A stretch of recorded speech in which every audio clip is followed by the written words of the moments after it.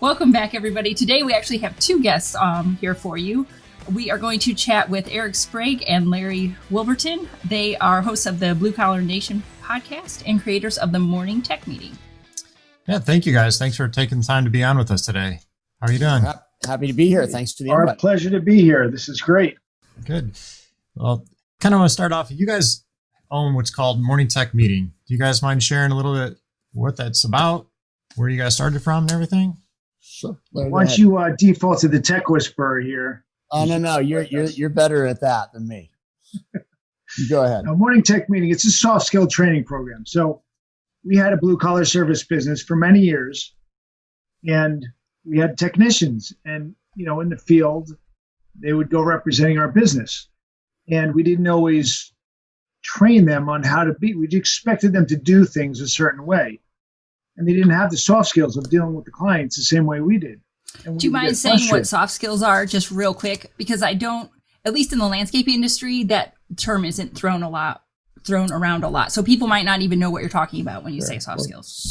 Soft skills are the non-technical skills. So they're the skills that communicating with a client, communicating with a project manager, communicating with, in our world, an insurance adjuster, knowing how to ask for a sale if you're doing bids, knowing that you're not supposed to walk across their freshly cut lawn, whatever. Right. All those little things that make a service experience amazing that aren't technical, those generally fall under some sort of soft skill. Awesome. Yeah, just interacting with the clients and doing things that you generally don't train. You train them on how to do the skills of the job. You don't train them how you expect to talk to the clients. You don't train them how to, I'm not sure what they do in the landscaping world. There's different nuances that you learn as an owner by doing it. But you don't always train those nuances to your people. The thing is, too, is that if you're in any kind of service business, no matter what, you're in the people business. Yeah. The clients just assume that you can landscape, plumb, clean carpet, do whatever. Like they figure that we're all the same.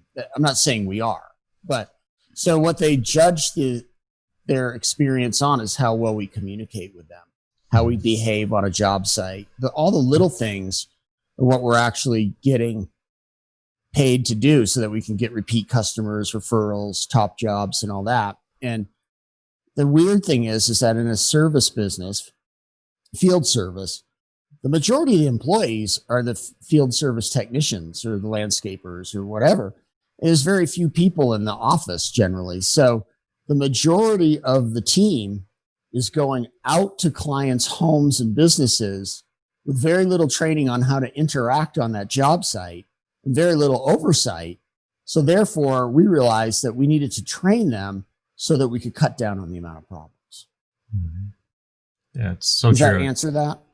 Yeah, no, that's great. Because we talk about these things, but we never necessarily use the term like soft skills. And so, I just wanted to make sure that everybody was on the same page on what exactly we were talking about. What predicated us starting to do meetings every day, training our guys on this was when Larry and I would get all these calls. We'd go through these periods where we'd get a bunch of callbacks.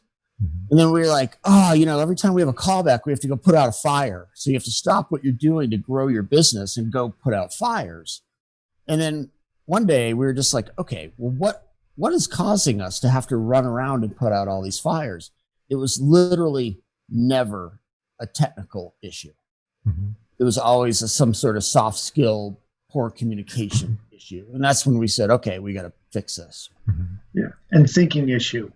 Because the technicians didn't think, they didn't communicate, they didn't think.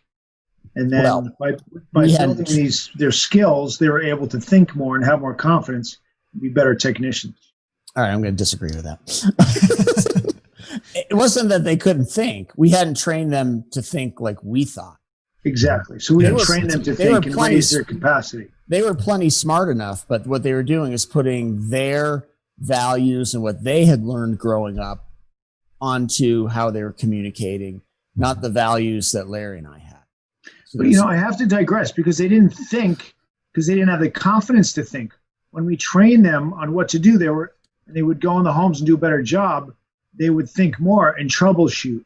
and use the skills that we all have innately, but we're nervous to use because our boss is going to get mad at us. We're not sure if we're going to do what they think. We're not sure about everything. So you raise their capacity, and all of a sudden they can do a better job just by who they are.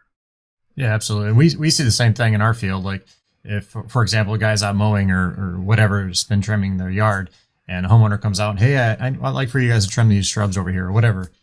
And they don't know how to like think about, oh yeah, it's an upsell or I can, right. How to even speak to them. They don't think like the business owner would. So if you actually train them to do it, then perhaps. Yeah. And then you're increasing your engagement with them too, because what you're saying is we're all going to learn how to think the same way. And that means to them, inevitably, I'm part of this. Mm-hmm. So therefore I want to stay longer because you guys are treating me like kind of a mini owner in my own way.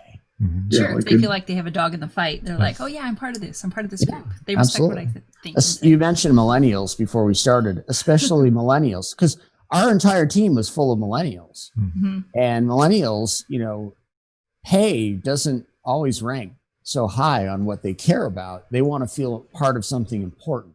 Mm-hmm. Yep, part of a team. And morning meetings do that, help with that. And you actually let us get a little behind the scenes peek of your program, which I love. It teaches all these different skills right through it. And it's 5 to 8 minutes is what you say typically your meetings are. Yeah, so. I try to be 5 to 6 minutes. Yeah.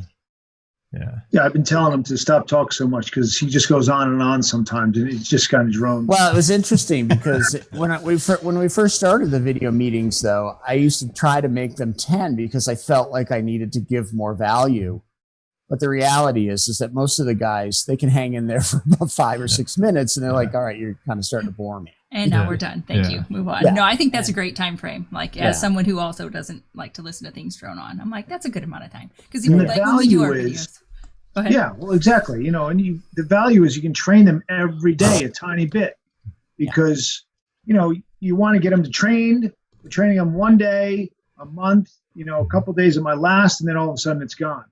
But if you just drip on them, drip on ourselves. I mean, this is how we learn in school every single day, a little bit more. Well, Larry just told a story on our own podcast the other day about, Larry, you could fill this in, but like some company had a guy come in and do like a whole day training on like soft skills. They shut everything down for the whole day. The whole business down, all his guys. And then Larry's like, okay, so cool. What are you going to do to keep that up? He's like, oh, no, they know it. They're good.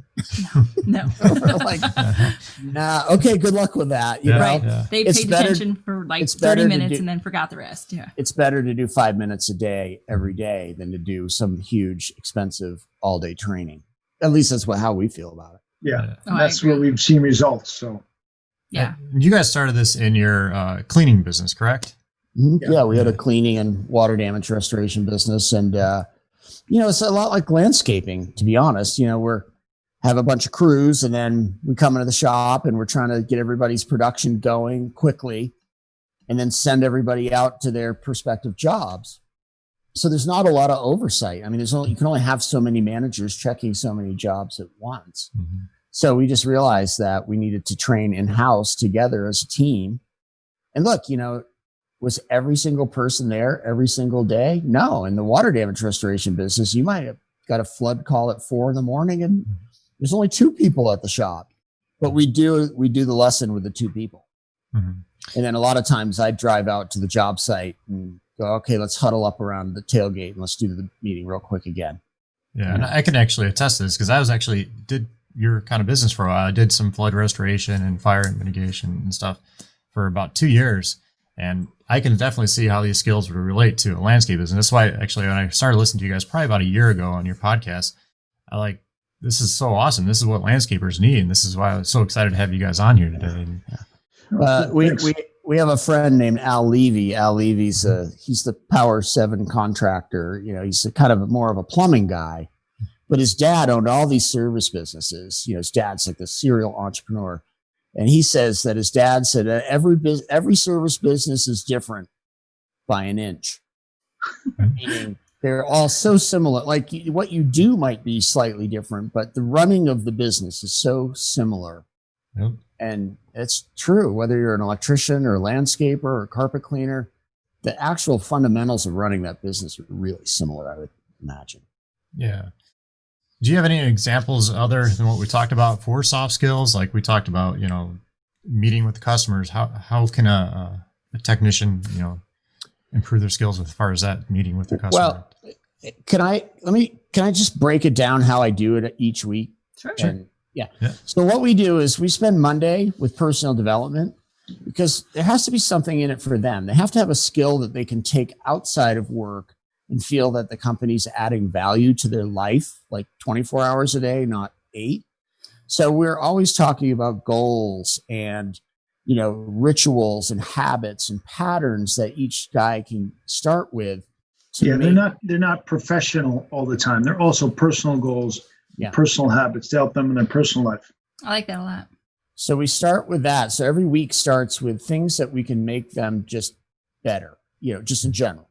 And then Tuesday we do in-home behavior, which for landscaping, that would be at the home behavior, I guess, because you're not necessarily in, but it's all the same, And we have lessons about how to go ring the doorbell, how far to stand away, where to put your arms, to look a customer in the eye and smile, and to introduce the helper, and to, ask how to enter the home if they need to go in there, just all the things that, where to park the van, just cleaning up after the job, all the stuff those are where the callbacks happen. Those friction points are where the problems lie. So every Tuesday we do in-home behavior.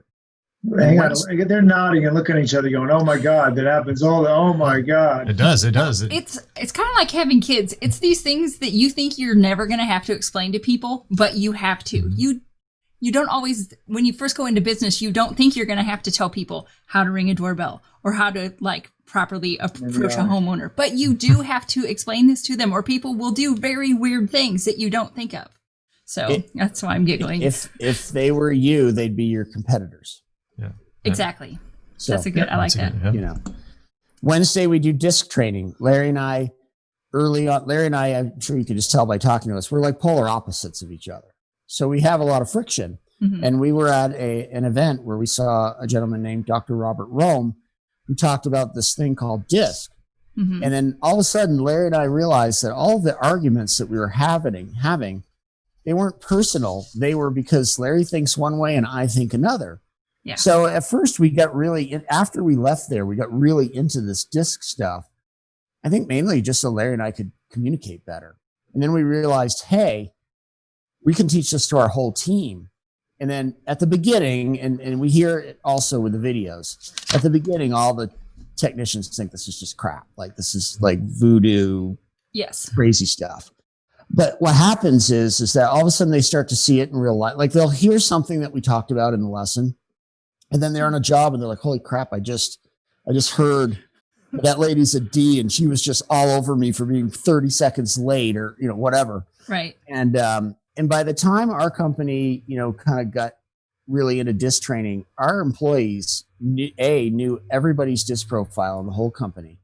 They could identify the customers within 30 seconds. And they actually spoke in DISC.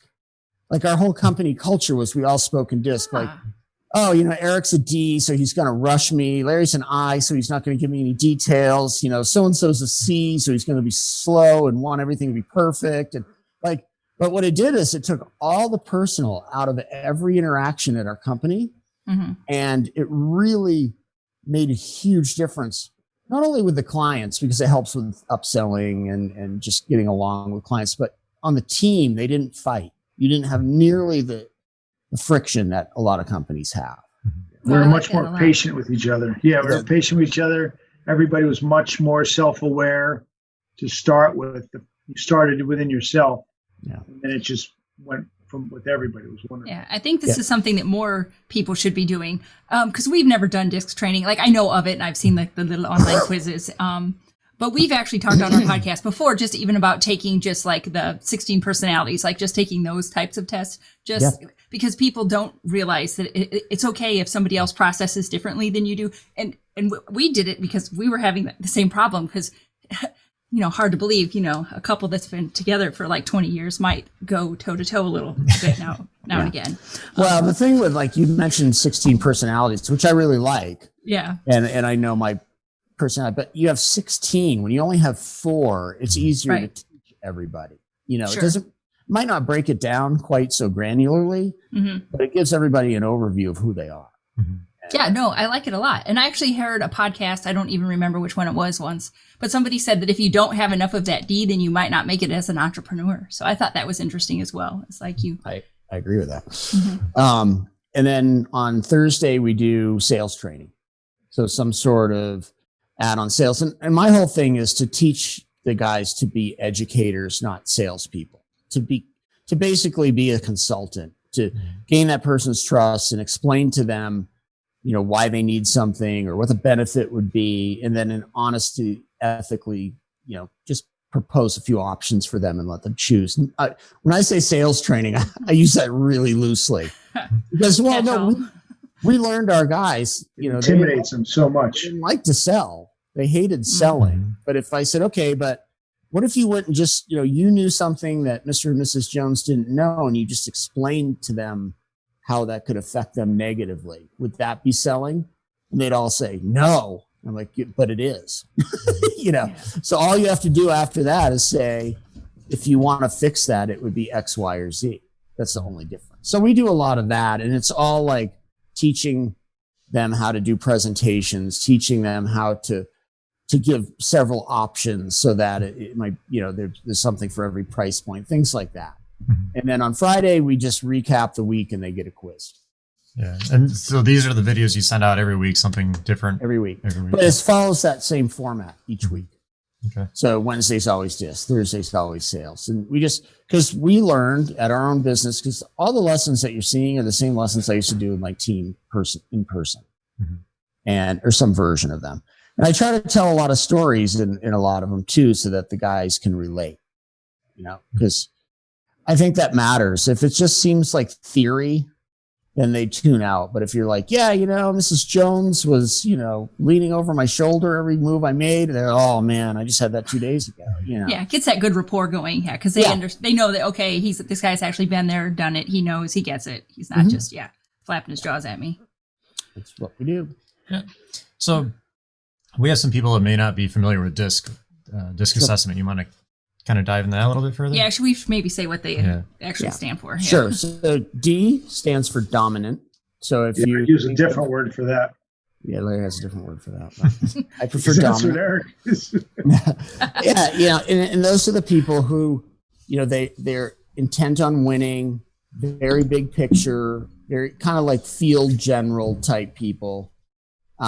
Very visionary, but their downside is they tend to be really impatient. They get really angry. They're not afraid of confrontation, and they steamroll people. Oh yeah. Katie, you're a D. I already hear it on the podcast every time. Oh, okay. And, I totally am. Yeah, we are. Everybody knows that. Oh, sorry. Dang it. I thought it was a secret. Crap. No, sorry, you can't hide it. Yeah. And then I stands for influencer. Larry's an I. You know, when I think of an I think of like the actor Robin Williams, that person that just walks in a room and they just light the whole place up and immediately have like 100 friends at every part. Like Larry used to walk into chamber events and by the end of it, he'd know like every person in 1 week. That would take me like 5 years. You know? That's kind of I'm always amazed at people that are like that. Yeah. Cause I'm very much not. Yeah. So now the downside of the I, not good with details, not good with being organized, not good, you know, stuff like that is a challenge. So that's, you know, like we always had to learn that we kind of have to work around Larry. You know, we'd have to ask a lot of questions. Like Larry would say, I went and did this bid. And then you say, okay, the interrogation begins. Let's make sure we know before we get there what's going on. And then S stands for support or service. Depends on which disc. And those are, you know, those are your great team players. S's represent more of the population than any of the 4 quadrants. Oh, okay. And, you know, they're your typical loyal employees, you know, people who come into work every day. They're really steady and they do a good job and they care and they're really team oriented. Downside, tend to procrastinate a lot. Okay. Like have a really hard time getting the ball moving. tend to be a little bit passive aggressive, so not confrontational, but then after you leave, you're a jerk. and then a bit territorial as well. I had a office manager that I used to apparently lean on her desk when I talked to her. And one day I could just feel the tension, and I realized she's an S, and I said, "Does it bother you when I lean on your desk?" And she's like, I just want to kill you. And I'm thinking, actually, Larry and I own the desk, but whatever. Yeah, so that's his D comes out. He says, "It's my desk. I'm leaning on it." Yeah. I'm not going to not lean on it. I can't lean on my desk. And then C stands for competence. C's are your typical engineers, doctors, lawyers, accountants, people who are very detail oriented, like very analytical. Okay. The good news is, really on the ball, like we'll get everything just perfect. Downside tends to be work at a more deliberate pace, a little slower, very rigid, and love rules to the point where they don't like when anybody breaks them. Got it. Okay. So, Scott, hang on a second. Scott, do you have a lot of C? Scott's got some C in him. Yeah. I was just thinking that. Yeah. I'm like, him and his rules. I hate it. Yeah. So. I like that. It's perfect. Yeah. Well, that slows you down because you don't want to move forward necessarily. It does. But it's good that you get everything in order. Yeah. C's tend to have like some paralysis by analysis to a degree. Yeah. And obviously we all have a score in every one of those boxes. Mm-hmm. Sure. So it's all like shades of how much C or how much D or, Mm-hmm. And what we have found and learned is that people, when they're working in their strength zones, will be working in their primary score. Like if I'm a D and I'm working in my strength zone, I'm seeing the big picture. I'm delegating, I'm getting everybody doing what they need to do. But then my secondary score is C. And when I go to my bad place, I'm like, how many is that? How much does that cost? How many of those? Like, how long is that going to take? I get all like to the point where Larry just wants to throttle me because. Right. So what you see is that whatever a person's secondary score is, that's kind of their bad spot. That's where they go when things go poorly. That's what we've seen anyway. Yeah. So we're huge believers in DISC, and it's kind of hard with morning tech meeting because I'm not actually doing these lessons in person. And there's sometimes, companies will get a new employee and that person, it'll take them a while to pick it up. But to be honest, I don't think anything's more important for any company than to have everybody understand each other. Mm-hmm. No, that's great. And I think you could use that as well if you need to assign people duties that are more suited to them. I mean, I get it. Sometimes you just have to do your job, but it's nice to be able to sometimes, use your people like little chess players when you need to. Well, you can put them where they're going to do a better job. Katie, in our hiring, for every position, we put the idea in that job description. We had the ideal DISC profile for that job. Oh, nice. And then every person who came and got an interview with us had to take a DISC profile before we would interview them so that we could see if their DISC test matched the thing that we wanted them to do. Because there's nothing worse than hiring somebody and they're, that would be like, let's hire Larry for the accounting department. Like, I mean, he could hang on. Larry can be detail oriented. He could do it for like 2 weeks and then he'd implode out of boredom. Yeah. Oh, completely. I get it. So we didn't get these guys that come in and apply for the technician position where they're total D and they want to be control from day one. And you're like, this is not going to work. You're just not you're a bad person. Well, and to be honest, a lot of times Ds aren't very good technicians because they want to rush everything. Yeah. Like they know what they need to do. They know what they want to do. They know it needs to be done. Yeah. But actually you need somebody who's willing to be more deliberate to actually fulfill all of that work. Sure. Because you'd be like, come on, let's just go. I completely get it. I have no patience whatsoever. Yeah, and then all of a sudden, I used to be, when Larry and I first started, I was the guy who was on the cleaning wand. Okay. And Larry acted like he'd move the furniture, he'd rake the thing after I cleaned it. And, he'd be like, I'd just be like flying through and he'd be like, you missed that, you missed that, you missed that. You're like, oh, I'm going to kill you, dude. Yeah. That's awesome. So when you have a team with you, Scott, and they're doing the work and you see it, do you struggle with wanting it all to be perfect before they leave and they're not setting up their truck properly and not putting everything and not doing everything. It bugs the hell out of me. My dad's shop, his mechanic, I want to fire him like now because his shop is a mess. Like you can't find anything. Like I want to have like bins of like these screws here, these bolts here, like so I can go grab it. It takes me 2 minutes to find it. You should see him building up like the a mechanic pond. Doesn't listen to this podcast, I hope. No. But you should see him building a pond. He's the only person I know that like the rock placement has to be perfect. Most people are like, it's a pond, put the boulder down, it's good. He's like, nope, a little this way, a little this way. The water might sound different if we move it this way. It does. So, I mean, it's good. It makes him a good pond builder, but at some point you're like, quit moving the rocks. Well, even just around him, you're well, just and as a business owner, you're looking at rock placement versus job costing too. Yeah. It's going, well, how long are we going to sit there and F around with this rock? You know? Well, it was one of those things when I hired somebody to actually take my position out in the field. It took me a while to get away from that because I wanted no, that rock's not right. But I had to step away. And once I learned the customer didn't really notice the difference that I would, right? It wasn't that big of a deal. And I started, oh, okay, you got this. You're good. You know, and I call that woodworker syndrome. So guy builds a table, looks great. He could sell it for $500. And then he goes, I need to sand a little here and a little here. So he spends 2 weeks sanding these spots and then he sells it for $500. Yeah.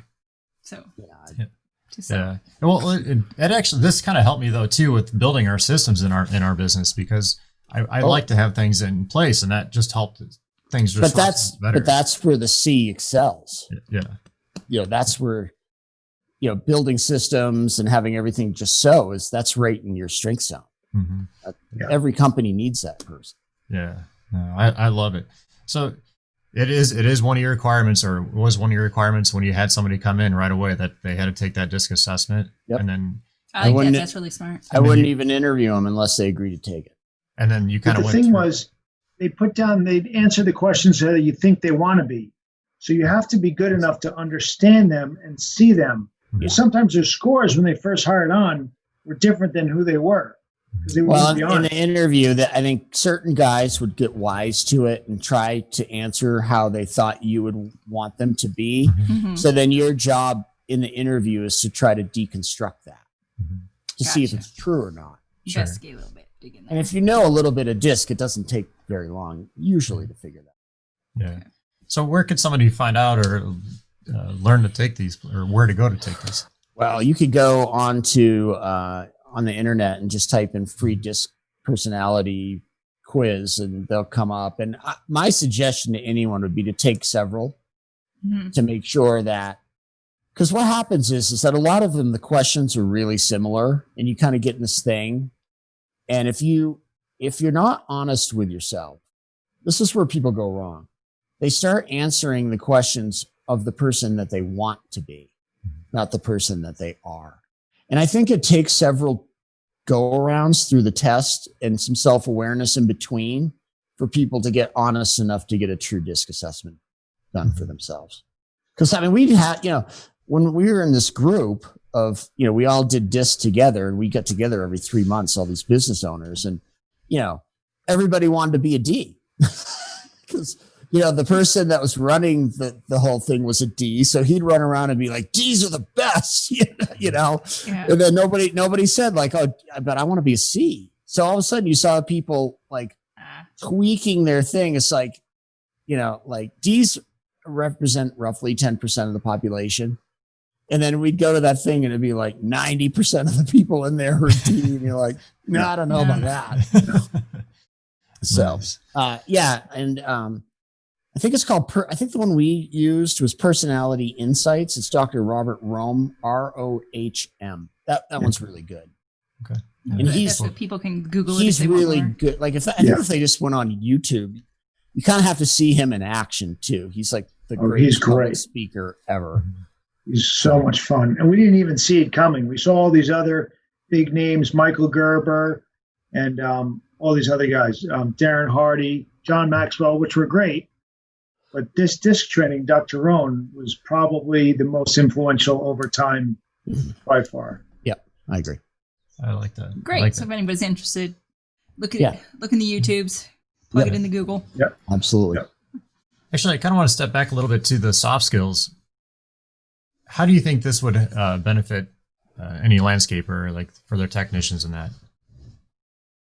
Well, I think let's look at it from a couple perspectives. So the first way it helps is for management and the team to understand each other. So let's start at the shop. So if the owner knows that, Timmy, Bobby, Susie, whatever, are these disc profiles, they can understand that employee better, and the employee can understand the owner better. Mm-hmm. And I think it also gives the owner or the managers the ability to show some weakness and be more human, because they already know your weaknesses anyway. Like they know, right? So it gives you a thing to go, hey, everybody, you guys know I'm a D. You know I'm not detail oriented, that I'm going to rush. So it gave like our team the ability to call Larry out for not being detail oriented on his bids. It called them out for, Eric, you're starting to steamroll me. Like you're not listening to me, right? Mm-hmm. So it gave two-way communication between management and the team, which is huge, because now they feel empowered and you feel like you're connecting better with them. The next step is that they get along better because they understand each other. I wasn't going out in the field working with these guys. They're working with each other. Mm-hmm. So when they're out on a crew and, you've got one person who's just off on his own program, doing his own thing and not being part of the rest of the team, that gives them a way to kind of try to get him back in the fold and say, dude, you can't do this. We're a team. We're working together. You're a D. We know you want to go do your own thing or whatever. You're an I, but we need to do this together. And like I had a story where we had two guys who were out on a truck together. One was an I and one was a D. And their manager came into me one afternoon and it's like, hey man, they're going to go out and fight in the back of the shop. Like we're like 2 seconds away from fisticuffs. And I'm thinking, all right, here we go. It's like, well, have them come in. And I'm thinking, oh boy, this is going to be a challenge, And they both had strong personalities. And they sat down in front of me and I was like, so what's up? And I'm waiting for I hate this guy. And, and then they both kind of sigh. And one guy goes, okay, well, here's the deal. He's a D and he's bullying me and he keeps rushing me and he doesn't want to give me time to talk to the customers, but I'm an I and I want to make that connection with them. So they use us again. And they just went back and forth and talked about their own weaknesses and then why they were feeling the way. So they worked the whole thing out. And I just sat there, I said nothing. And then they kind of worked it out. And I was like, so we good? And they're like, yeah, we're good. And then those guys went and worked together for years after that. Nice. I love that. That is amazing that they could work that out, because I've worked with so many people, mostly but they were men. Getting trained on disc every single day. Yeah, that they could work it out themselves. It wasn't just the fisticuffs. Like I've seen so much fisticuffs, and I'm like, oh my, if this could really save a lot of anger problems. Yeah. I mean, like, who's going to especially with dudes in the field, because guys in the field are not self-aware. It's all testosterone, and it's not that they don't want to be better people, humans, employees, team members. I'm sorry, they've had no training. Yeah, they don't have the skills. Yeah. So also, when you teach them the skills, they can excel. Larry just brought up it made me think of a good point that he and I have talked about quite a bit. It's like, we have all these peers that would be like, oh, my guys suck. And, these guys don't know anything. Like, why didn't their parents teach them? Why didn't the school system teach them? Blah, blah, blah, blah, blah. Mm-hmm. And it's like, at what point are you going to stop complaining that somebody else didn't do something? And what part are you just going to say, okay, well, now it's my responsibility. They're mine. I have them every day. Right. They're 22 years old. Okay, maybe their parents failed them. Maybe the school system failed them. But I can either sit around and complain about it or we can do something about it. Yeah. And, we used to tell our guys that working at Shamrock Cleaning and Restoration is like going to life school. Like it's a life academy. And when we took that mentality of nobody's going to fix this but us, that's when all the magic started to happen. Mm-hmm. That's when the guys liked being at the shop. That's when, all the engagement started. Right. Because we're giving to them things. I mean, that's the point Larry and I were making. We gave them things that they could use at home with their families and at the grocery store. We were giving them life skills that nobody had taught them, right or wrong. And they felt closer to us because of it. Yeah. And on a side note, So yesterday was a real tough day. One of our guys that worked for us years ago passed away. He was young. He was in his early 20s. It was very sad. So I went to the funeral and I saw about 5 of our guys that used to work for us years ago. And they, after the funeral, it's a bit of a party afterwards. So I was hanging out with them and they were like, man, and a couple of these guys were a little hammered. So a lot of emotion was coming out. And they're like, you guys taught us so much. We went to college for all these years. We didn't learn practical skills at all. And they were so grateful. And it was not the environment that I expected all that to come out. And they were asking for Eric, and Eric wasn't able to make it, but I was there. And they were so grateful for these skills that we taught them that nobody else taught them. And I was like, yeah, I got to start telling people this, because it just gave me another platform to try and get to owners that these guys really want to do better, and they want to be better at what they do. They're not taught them. So it was very, very cool coming at me that way. And to what Larry just said, like, we hear owners all the time saying, like, well, I'm not going to invest my time, resources, and energy into this. That guy might leave. I was just going to say that. Yeah. This is how you get them to stay. Well, number one, that's how you get them to stay. But number two, would you rather have a crappy guy stay, or would you have a good guy stay for 2 years and then leave? I'll take 2 years as a good guy, you know. Well, yeah, everyone likes to complain that people are just the worst, employees are awful, blah blah blah. It's like, well, as the owner, you have a part in that. So yeah, absolutely. Yeah. That's creating a culture, and that's what the meetings are good for too. It's a time for everybody to get together. And we know that not every business can do this. It depends on how your business is set up, but we think that even if you can't meet every day, the team should meet as the whole unit once a week. Minimum, yeah.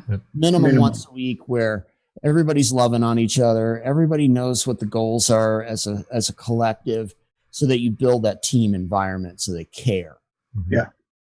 Yeah. We would have meetings about once a week, and we would talk about just like how to like go talk to the customer, or just safety things like around the shop or using a piece of equipment or something like that. Or if somebody made a mistake on a job site, how they could have done it better, and just teach other people from that. But I love this soft skill stuff. I think it's awesome. And yeah, what's the website for that? If anybody is interested and wants to know more about it, it's morningtechmeeting.com. Okay, awesome. Yeah, we'll pop it in the show notes if anybody we'll give anybody that comes from here, we'll give them the first month free. Oh, that's amazing! Yeah. Thank you. Yeah, so we'll make sure that we get that in the notes so everybody can find it if they want it. But I think you guys have made a really good argument to show that it's really actually a really good thing that everybody should be hopping on. Thank you. And then we were just talking before, we're in the process for early 2021 to have it all done in Spanish as well. That's perfect. Awesome. That's amazing for the landscaping industry, especially. So. Yep. You guys also have the podcast. You mind talking a little bit about that? Oh, yeah. Oh, yeah. Plug it real quick. Sorry, I even introduced you saying you have one. Then I'm like, they have a podcast? That's news. We were even on it. Sorry. You were on yesterday. Yeah, right? Yeah. And I will say, I rarely listen to the episodes back after record them, but I was cleaning my kitchen yesterday and I just listened to the whole thing and it was great. You guys are great. The best part was that you couldn't agree on how to pronounce your own last name. Oh my God. Such a trigger. I don't know why he was doing that. It's so annoying. So the podcast is Blue Collar Nation, and you just put that into your Apple or online, and podcasts will pop up. And we've got crazy episodes. You can see the titles and different people, and we try to do a range of topics, but we pretty much focus on blue collar aspect of the world. And then Larry and I have, it's new-ish for like last month, but we also have, that comes out the main one comes out every Thursday. But now we have the Tuesday topic, which is about half the length, like 20 to 30 minutes, where Larry and I just talk. We pick a subject each week. Like one week might be branding your company. The next week might be how to, engage your field technicians. The next one might be something to do with finance, like actual actionable items for small business owners. So we just pick a topic every week and we just go like 20 minutes on it. Awesome. I like anything actionable. So. Yeah, that's what we try and do. Get people moving, because it's so hard as small business owners, to implement. And, we were talking about, with our online businesses, you got to implement things. And if you get stuck you're not going to get anything accomplished. Yeah. Nope. And if it doesn't work, you'll still learn that it doesn't work, and you'll be able to move on to something else if you're not sure if it's going to work. Find out if it doesn't work. Sure. No, your program's like fairly, or it is really reasonable. It's like $39, something like that, a month, or $49. $39 a month. Yeah. And we're launching. It's kind of in beta now. We have some companies do it, but like if people can't like meet every day as a full team, we can actually text the lesson to every technician's phone. And then they can watch the lesson out in the field, the tailgate meeting, whatever. And then on Friday, they can take the quiz right on the phone. That's awesome. And then the owner, Larry, how often can the owner see the stats? Like once a month or once a week? Yeah, that's the big beta thing right now. It's how to get it out in a functional. Sorry. I just shoot the videos. Larry takes care of the rest of it. So I don't know. You put me on the spot. I got to call my developer and tell him, hurry up, Eric. He's letting it out. Eric's on podcast saying it does this and that. No, but it's an awesome program. You guys let me in there, and I got to check it out for the past couple weeks. To be honest, the reason Good. Glad you like it. we just want, at $39, and it doesn't matter how many guys you have, we wanted to have it at a price point that any business could benefit from it. Blue collar service industry has been good to Larry and I, and we want to in some way give back as well, so that there's no excuse like, I had to pay $3,500 for these lessons or something. It's just like, no, dude, it's essentially $40 a month and 5 minutes a day. Yeah, put it in your budget. Done. Yeah, I mean, exactly. We would like to see, because we feel that it's a win for the owner, a win for the client, and a win for the guys. I say guys because most field technicians are male. Generally. But it's just that everybody wins in that vicinity. So, anyway. Just that $40 investment a month, what it can save you and make you in the end. In those callbacks, you have happy customers. Yeah. Well, think of how much one callback costs. Yeah. Oh, yeah. I mean, that's your year. Yeah. You've paid for morning tech, depending on the callback. Right. That's a whole year right there. I mean, granted, not the labor, but 5 minutes a day. Yeah. Your guys are wasting 5 minutes a day somewhere anyway. Oh, totally. Oh, yeah. Yeah. Absolutely. And the skills they will learn will improve by far the 5 minutes of their capacity to do the job. Yeah. I had an owner once say to me, like, this guy had a disaster of a business, which could have been a really good one. And he was just like always rushing, high D, always rushing. And he'd be like, we don't have time for a 5 or 10 minute meeting every day. And then I'd watch him just run and put out fires all day long. And I'm sitting there thinking, that's got to be like $500,000 worth of lost opportunity cost on his part. Like, what could he have been doing with that time? Absolutely. Yeah, but he didn't even see it. There's no way we can spend 5 minutes with my 15 guys or whatever.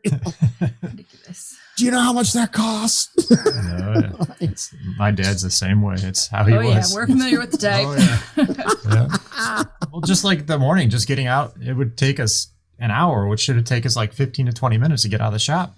It was taking an hour because he's on the phone, like taking care of business, which I get. But there's no planning, and like the guys didn't know what to do. They had to come to him, and it was a headache. So, Yep. So, organization goes a long way. Yep. All right, guys. Well, thank you for joining us today. We appreciate it, and we'll have links to everything we mentioned in the notes, so people they can check out your site and everything. So, awesome. Thank you guys for having us. Really exciting. Pleasure seeing you guys. Yep. Great talking to you. Seeing you. Yep. Thanks. Bye.